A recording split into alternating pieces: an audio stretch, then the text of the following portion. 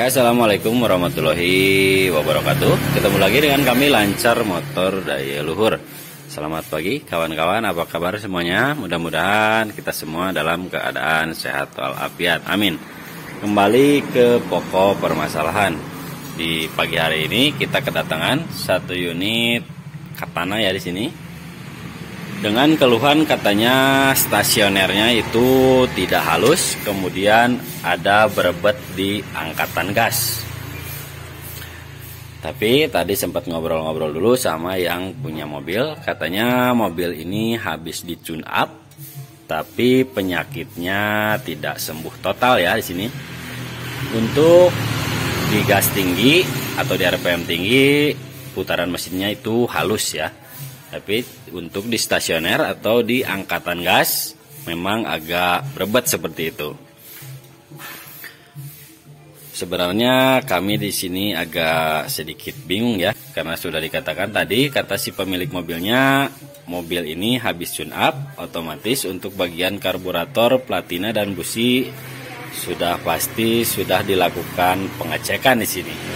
Tapi tidak ada salahnya apabila kami di sini melakukan pengecekan kembali di bagian-bagian tersebut.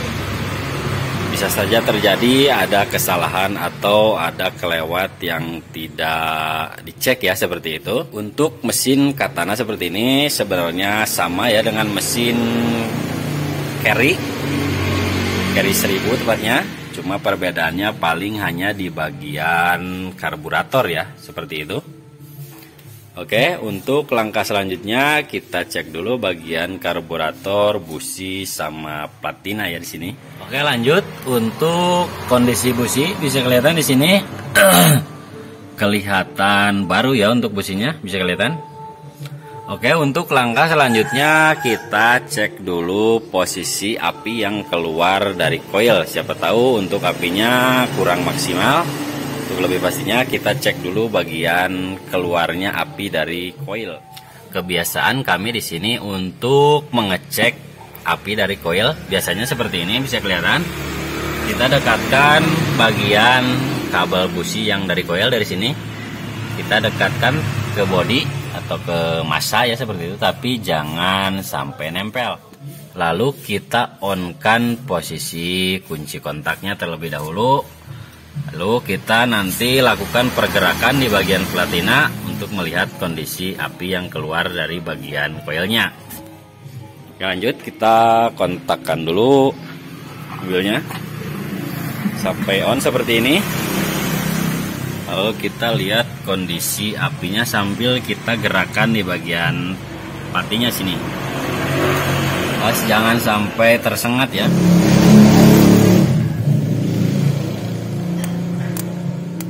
Bisa kelihatan?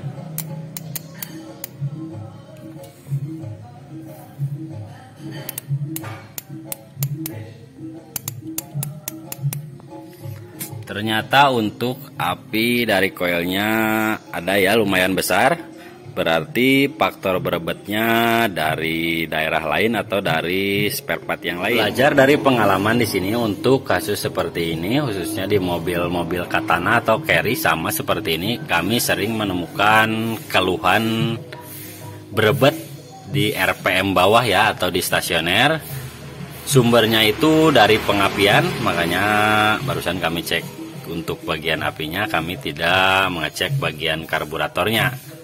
Karena sudah diketahui tadi untuk posisi apinya keluar cukup besar seperti itu, maka langkah selanjutnya kita mengecek ke bagian platina dan distributor.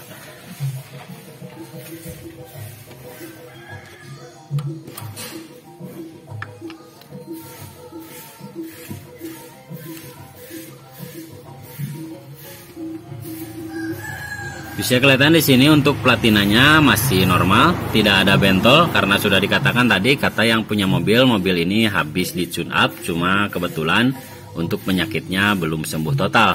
Cuma bisa kelihatan di sini untuk posisi as distributornya ada spelling seperti ini. Bisa kelihatan?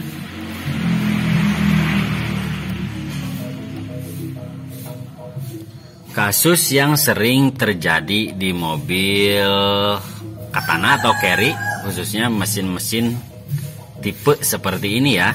Bisa kelihatan hal sepele yang jarang diperhatikan, tapi malah menyebabkan penyakit seperti itu.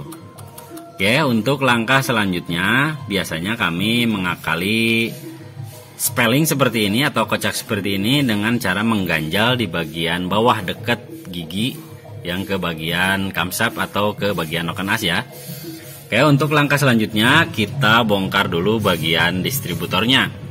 Untuk membuka distributor carry atau katana sama seperti ini, hanya membuka satu buah baut pengikat, baut 12 di sini bisa kelihatan. Kemudian membuka nomor 8 di sini bisa kelihatan, karena ini kebetulan sudah tidak memakai soket. Kalau aslinya memakai soket, tinggal mencabut soket kemudian membuka baut 12 lalu kita cabut. Bisa kelihatan di sini untuk kondensornya juga baru ya, bisa kelihatan di sini. Cuman mohon diperhatikan sebelum kita mencabut distributor. Harap dipastikan posisinya itu ditopkan dulu. Maksudnya walaupun nggak ditopkan, diingat-ingat agar kita mudah dalam pemasangan nantinya. Bisa kelihatan di sini untuk arahnya mendekati arah bagian baut ya di sini. Bebas teman-teman, bebas arahnya mau kemana. Yang penting posisi pencabutan harus diingat-ingat untuk nanti posisi pemasangan, biar tidak usah mengepaskan atau mencari lagi titik topnya. Seperti itu tujuannya, diingat-ingat. Atau bisa juga berpatokan ke angka di bagian distributor. Bisa diluruskan ke bagian angka yang mana saja, bisa ke 1 atau 4. Yang penting diingat-ingat nanti pas pemasangan harus di posisi seperti semula. Oke, lanjut kita buka dulu bagian distributornya. Oke, lanjut untuk distributornya sudah kami buka di sini dan bisa kelihatan di sini untuk sumber kocaknya itu dari bagian asnya bisa kelihatan di sini sudah renggang ya. Bisa kelihatan.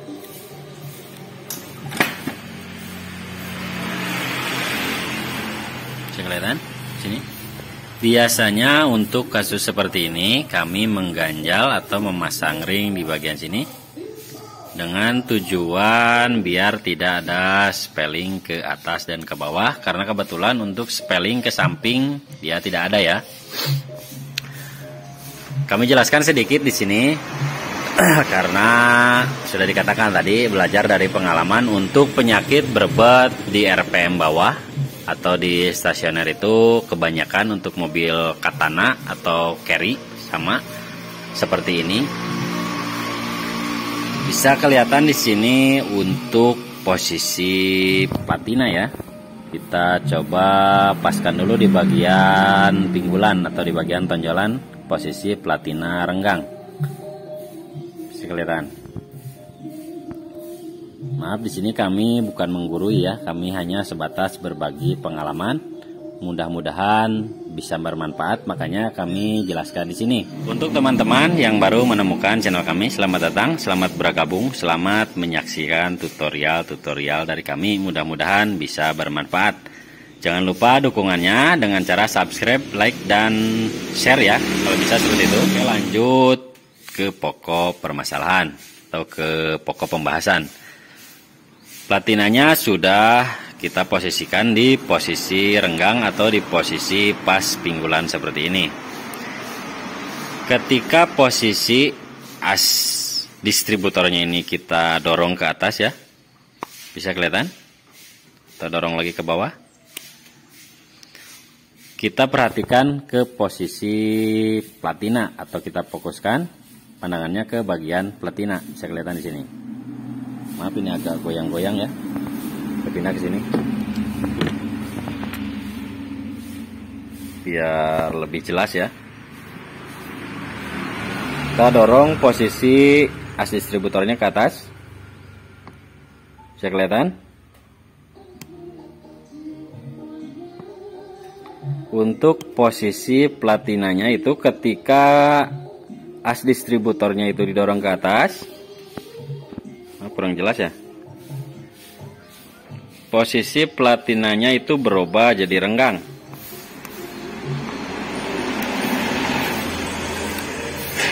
Sudah jelas ya, kelihatan?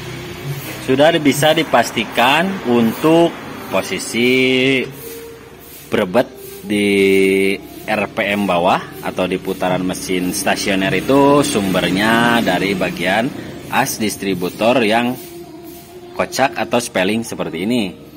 Karena sudah dipastikan untuk posisi RPM tinggi, si bagian as distributornya ini berputarnya center ya. Kemungkinan tidak terjadi naik turun kalau di putaran tinggi. Cuman untuk di stasioner atau di putaran rendah sudah dipastikan untuk as distributornya itu masih mau naik turun. Oke, untuk langkah selanjutnya kita lakukan pengganjalan. Kita akali di sini, kita pasang ring. Seperti biasa, untuk mengakali atau memasang ring, kita lepas dulu bagian giginya ini. Untuk melepas gigi distributor carry atau katana seperti ini sama, kita lepas dulu pennya. Bisa kelihatan di sini. Untuk pennya ini sudah bukan originalnya, makanya sudah diklaim kayak gini ujung-ujungnya. Makanya kita harus lakukan penggurindaan terlebih dahulu. Oke, lanjut. Untuk pennya sudah kami lepas di sini, kemudian giginya juga sudah kami lepas. Bisa kelihatan di sini untuk posisi lubangnya memang sudah longgar ya seperti ini. Kelihatan kayak bekas bor ya seperti itu. Sudah tidak bulat. Kemungkinan sumber spellingnya juga dari sini, atau kemungkinan di bagian osingnya atau rumahnya juga sudah mengalami keausan. Sebenarnya untuk berebetnya itu masalahnya bukan dari naik turunnya as ini ya. Sumber berebetnya itu dari kerenggangan pelati yang tidak rata ketika si asnya naik turun. Karena kemungkinan di bagian pinggulannya itu sudah ada keausan atau tidak rata antara posisi asnya di bawah dan posisi di atas. Karena walaupun asnya naik turun, tapi kalau pinggulannya rata, sudah dipastikan platinanya tidak akan berubah kerenggangan. Oke, lanjut kita ke pengganjalan. Untuk mengganjal as distributor, sini kami hanya menggunakan ring biasa seperti ini. Masukkan ke sini. Teman-teman bebas ya mengganjalnya, mau pakai ring, mau pakai plat, apapun itu. Yang penting intinya spellingnya bisa hilang. Apalagi kalau teman-teman punya bahan baja ya, sudah dipastikan untuk bahan baja keawetannya itu lebih lama. Karena kebetulan kami di sini tidak punya bahan seperti itu, makanya kami gunakan ring seadanya seperti ini. Oke, lanjut. Ringnya sudah jadi ya di sini. Kita sudah gerinda dibentuk kecil seperti ini, kemudian kita langsung masukkan ke sini dan kita langsung pasang kembali untuk di bagian gigi dan pennya. Kelihatan di sini. Oke, lanjut. Untuk giginya sudah kami pasang di sini. Bisa kelihatan untuk posisi ringnya dipasang di sebelah sini. Oke, untuk langkah selanjutnya kita pasang dulu bagian distributornya ke mobilnya. Oke, lanjut. Untuk distributornya sudah kami pasang ya di sini. Untuk langkah selanjutnya kita coba tes hidupkan mesinnya.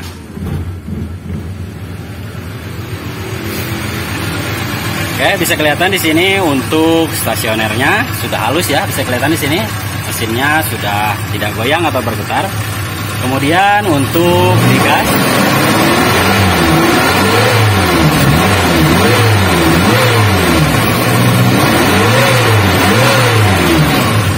bisa kelihatan untuk disentak atau dicentok gasnya itu sudah tidak ada berebet seperti tadi ya. Sudah bisa dipastikan untuk sumber penyakit kali ini sumbernya itu dari bagian distributor yang sudah ada spelling atau kocak. Untuk video tutorial kali ini cukup sekian dari kami, mudah-mudahan bisa bermanfaat. Terakhir dari kami, wassalamualaikum warahmatullahi wabarakatuh.